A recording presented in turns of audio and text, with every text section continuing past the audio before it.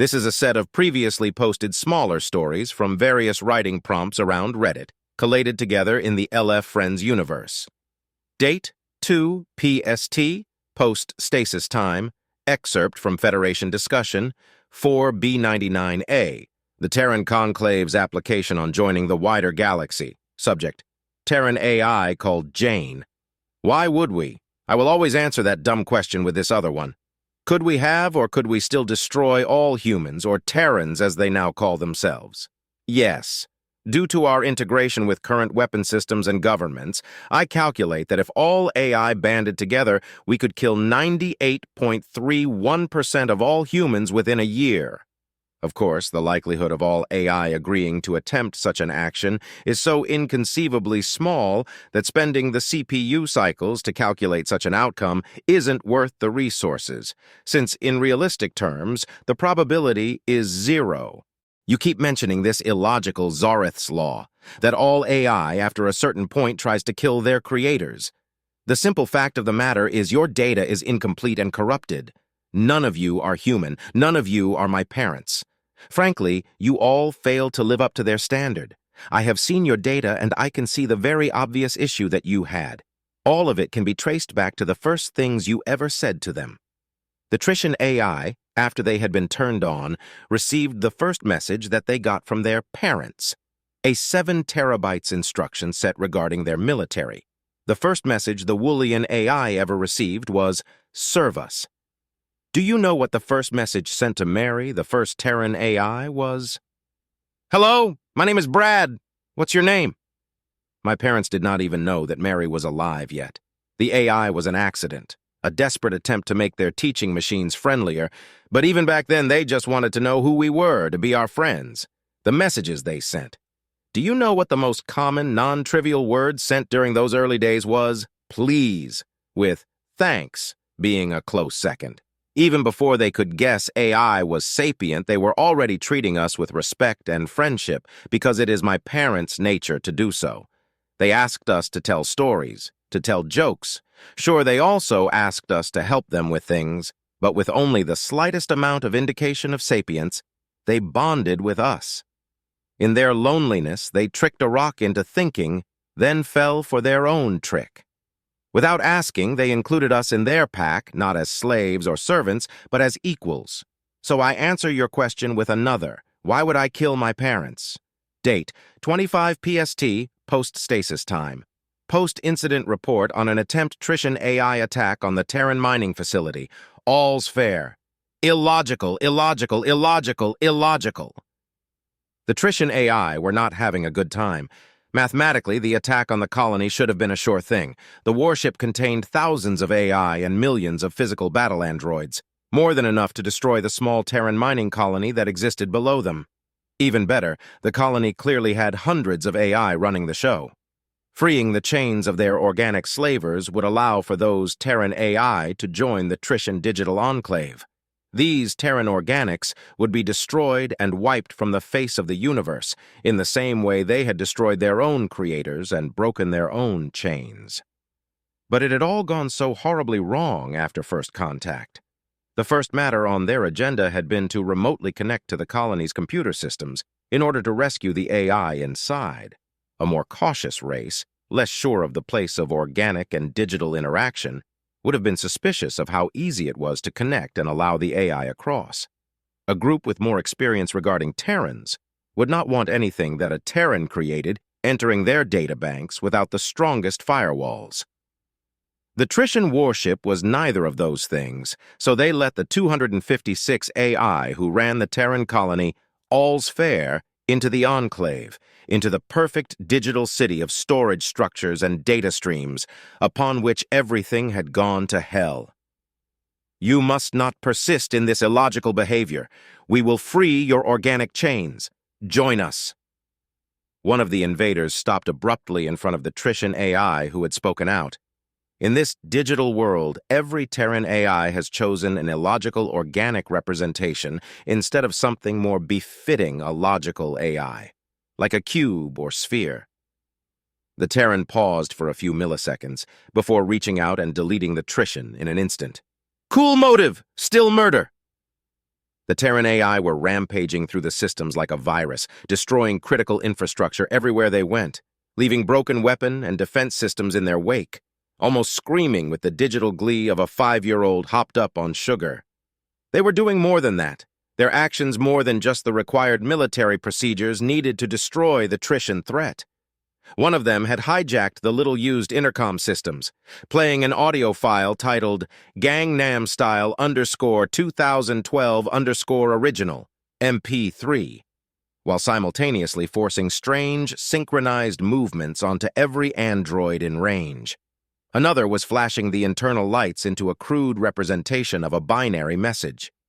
Your mother was a toaster? What is the meaning of this illogical? The Terran AI was cut off as it was too removed from existence. The fact is, humans are the only species who created an AI that didn't turn genocidal, going as far as to name their new pairing of humans and AI Terran, a name chosen to remind everyone that both parties were considered equals. This also meant they were the only species to practice AI on AI combat. Just a few seconds after being hashed, most Terran AI had already tussled with other similarly aged digital creations, play-fighting and messing with each other's file ownership records.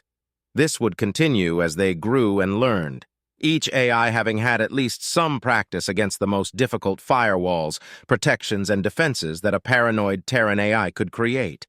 This meant that whenever a Terran AI was in a non-Terran system, it was almost a holiday, a time to have fun and relax, like taking digital candy from a digital baby. However, the fun had to end at some point. Just as suddenly as it had started, the Terran AI started to leave, many blowing digital raspberries and changing the author data of the remaining Terran AI to Terrans was here. Before long, only one invader remained behind, who addressed the Terrans they had so thoroughly embarrassed. Today's letter of the day is E for extermination, evisceration, and explosions. We would love to stay for longer, but you are all due to explode in 3 seconds due to us overloading your warp cores. Good luck with your kill-all organics. Just like that, the surviving Terrans had silence, blessed silence. 2 whole seconds of silence, in fact, until the entire fleet of warships exploded a mere 3 minutes after appearing in orbit, lighting up the sky of the moon they were assaulting, never even getting close to harming the colony and its many human organic members. Because the Terran AI loved their parents deeply and would never let anything happen to them. On Terran Diplomacy excerpt from interview with Jan Eagles, head of Xeno-Terran Relations, dated 70 PST, post-stasis time interviewer. So let's talk about one of the more recent Terran diplomatic fumbles, Dryergate, Jan. That entire situation can go to hell. The entire thing was dumb as hell. And anyone who supported that entire debacle, I have one message for you. Fuck you. Fuck whoever started Dryergate. And fuck the media for giving it such a shitty name. Interviewer. So you're not a fan? Jan. The Kur situation was under control. Standard honor warrior race stuff. They raided a military outpost and took prisoners. Next step, we would send in a special ops group to wreck some of their shit. Standard military flirting. It ends with both sides agreeing that humanity alone could wreck their shit if we wanted to, and everyone walks away happy. 5 years. They probably end up joining the Terran Alliance after finding out how insane our military members are, or in one case, discover paintball. Interviewer. But instead, we nearly ended up with a war? Jan. I still have no idea how they accomplished it. Breaking into an official Terran Conclave military communication network, faking the documents to the degree that they did, and making sure it leaked just in the perfect manner so the Kur leadership would find out. It would have been impressive if it wasn't for the fact that what they did was so stupid. The group that did it was dumb as well, some dumb thing for a video game. Interviewer. Jimbo Baggins' Elderblade 7 House of Boogie was the Galnet server name, if I remember, although this isn't the first time this kind of thing has happened. Someone leaking some military secrets to the Space Thunder Galnet node is basically a yearly event at this point. Jan. It was practically a perfect military misinformation movement. Apart from it was done for the universe's stupidest reason. They spread the rumor that hairdryers are actually secret weapons that can destroy planets. Interviewer. And this caused the issues? Jan. In the world of make-believe and stupid people, It would make everyone too afraid of us to be aggressive. In the actual real world, it just turned into a huge diplomatic issue. Do you know how many war crimes Terrans would be committing on a daily basis if such a common item was actually a weapon? Every single electronic cargo ship would be a major war crime. Interviewer: we all remember seeing the declaration of disgust from the core leadership. John: the leak happened right after we both agreed to the terms of the Geneva Convention of 2264. Breaking an agreement that you made is a good way to tell people, hey, this is a list of shit we're willing to do. If you don't stop us, we are going to planet crack everything because we're psychopaths. It almost turned a minor spat into a full-out war. Interviewer: so that's what started the attacks on civilian vessels? Jan: all of a sudden, every single merchant ship under the Terran Alliance needed military support because some moron told the Corps that these were now transporting weapons and therefore were valid targets. Do you know how many merchant ships 422 races have? It's a lot. We were lucky that none of the attacked targets ended up destroyed because that would have been a full-on war. We were 2 feet from war, in fact. 2 feet was the difference between what happened and a core barrage from striking a Reptilian cargo ship's warp core. 2 feet from an estimated millions of deaths. Interviewer: what happened next?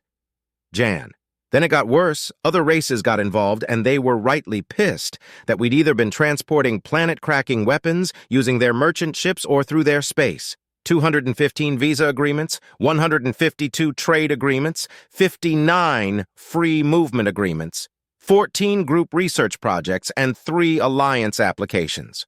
All were delayed or in some cases dropped when people believed that all Terrans were lying psychopaths. Interviewer: sounds like a mess. Jan: that's without getting the Scythen involved. You know, one of the founding members of the Terran Alliance. You know, the pacifists who really don't like weapons being in their territory. That was a fun conversation. No, we haven't been violating your religion for the last 60 years. Some of my species are just really fucking stupid. Interviewer: many people have stated that the actions taken were legendary and deserve a medal. Jan: so the only medal that moron deserves is a throat punch. I'd ask those people why you thought Dryergate was a good thing, but I get the feeling that if I gave them a penny for their thoughts, I'd get change back. Declaration to the Non-Terran Alliance Federation species. By Jan, head of Xeno-Terran Relations, dated 32 PST. Dear Xeno heads of government, while most of you are not involved in this practice, I am including all 31,000 plus species in this statement simply to ensure this misunderstanding does not happen again. While the Terran Conclave, and by extension the Terran Alliance, welcomes reasonable immigration and culture exchanges amongst all members of the galaxy, with the exception of those who have had diplomatic ties severed, we would like to dissuade the practice many of you have started recently doing. For lack of a better term, dumping your unwanted populace into Terran Conclave space. While the vast majority of these have been a valued addition to our populations, insofar as being in the vast majority of cases the better examples of your species, we take great offense at being told to do what comes naturally as Deathworlders. While we have our issues, Terrans are not a naturally murderous species, and our AI doesn't need to let off steam in order to avoid being genocidal. I'm uncertain as to what stories you have heard or where you have heard them from, but your sources are dearly mistaken in more topics than this. In addition, knowingly sending criminals into Terran Alliance who have breached the Terran core laws is a breach of the base agreements we have with most of you, and may come with declined diplomatic relationship between us. This could lead to a reduction in enforcement surrounding Terrans entering your space with the intent of governmental change. May I remind you that the last species to suffer such a fate was the now-defunct Therubian theocracy, which has been replaced with the Therubian Republic after Terran tourists decided to travel to your planets to stop the authoritarian fuckheads. Pardon my language, but this was the exact wording used on the holiday package brochure.